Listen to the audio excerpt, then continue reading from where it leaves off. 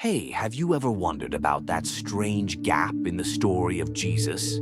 One minute, he's this 12-year-old boy in the temple, amazing the elders with his wisdom. But then it's like the story cuts off completely.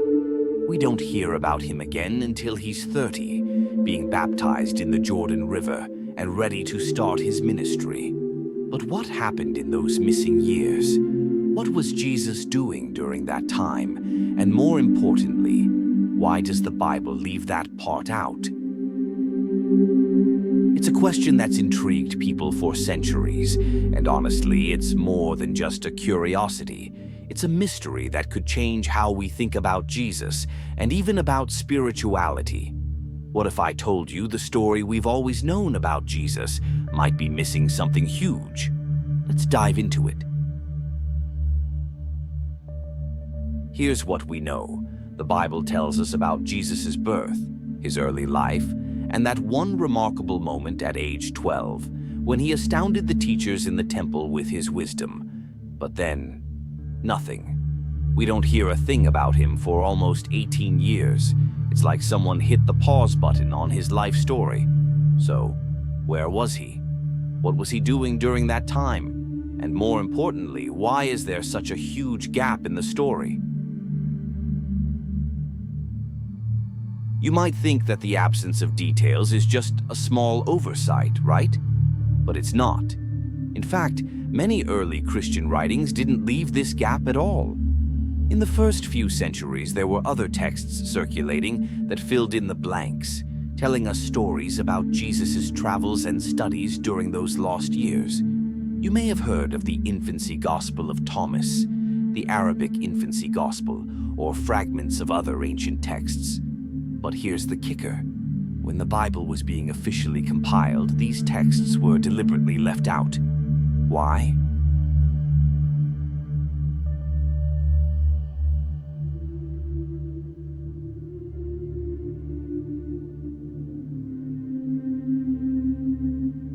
Well, what if Jesus didn't just stay in Judea during those years?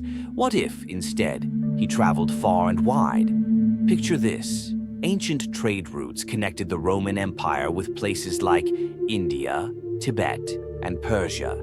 These routes weren't just for merchants.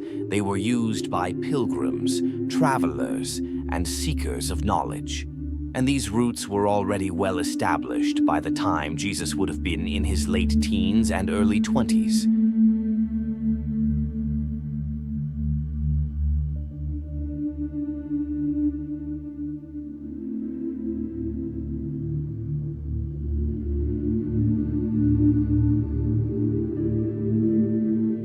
Now imagine a young Jewish man, curious about the mysteries of life, and he's on a journey, soaking in wisdom from spiritual traditions across Asia.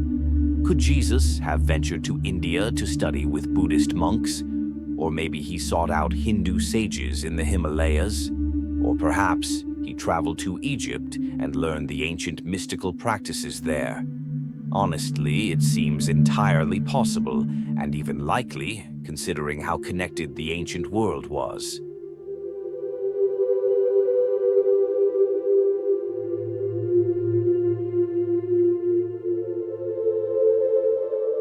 So here's where things get really interesting. In the late 1800s, a Russian explorer named Nicholas Notovich claimed he found ancient manuscripts in a Tibetan monastery. These texts described a foreign sage named Issa, who traveled from the West to India and Tibet to study with Buddhist monks and learn their philosophies. The story sounds remarkably familiar, doesn't it? Many believe this Issa is actually Jesus.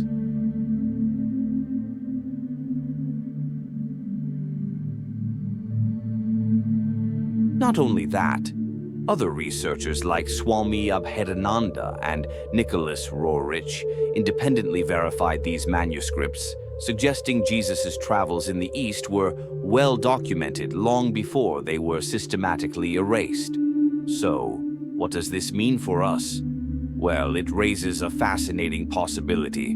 Jesus didn't just have knowledge of Jewish teachings, but was also deeply influenced by Eastern traditions.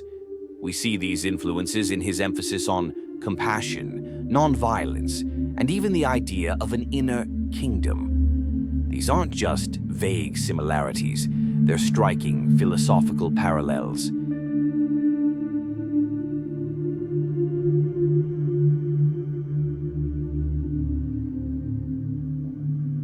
But the story doesn't stop there. We can't forget Egypt. The Bible mentions that Jesus' family fled to Egypt when he was a child to escape King Herod's persecution. But what did they do during that time? Egypt had long been a hub of spiritual knowledge, housing the ancient mystery schools that taught sacred wisdom about life, death, and the divine. Could Jesus have been exposed to those teachings during his time there? Maybe he learned concepts like resurrection and spiritual rebirth, ideas that would later become central to his ministry.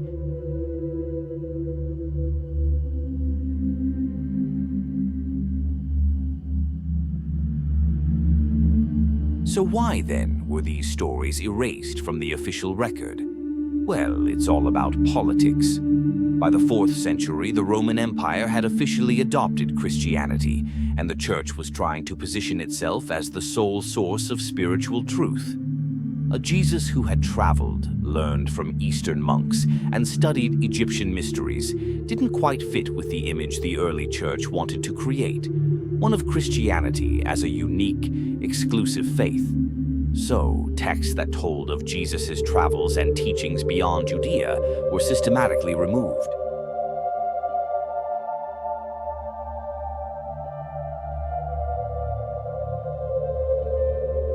These texts were either destroyed, hidden, or just not copied, ensuring their eventual disappearance. The Church wanted to establish a certain narrative, one that placed Jesus' wisdom squarely within Jewish tradition, separate from the wisdom found in Eastern philosophies.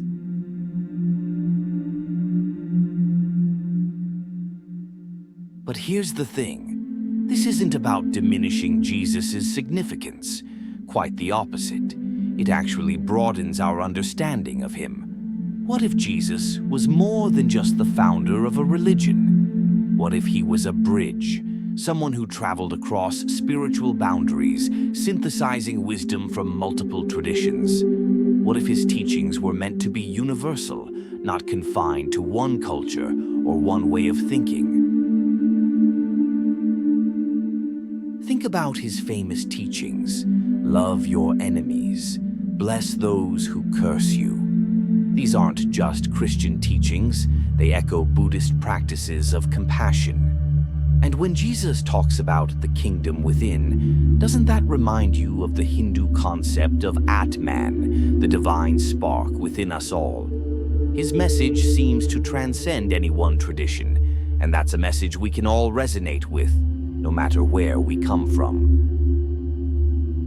Now, what if we approached our own spiritual journeys in the same way? What if we looked for the common threads of wisdom that run through all traditions?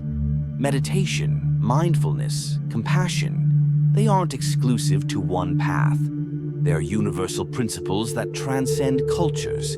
Jesus may have traveled across the world to find them, but they're available to us right here, right now.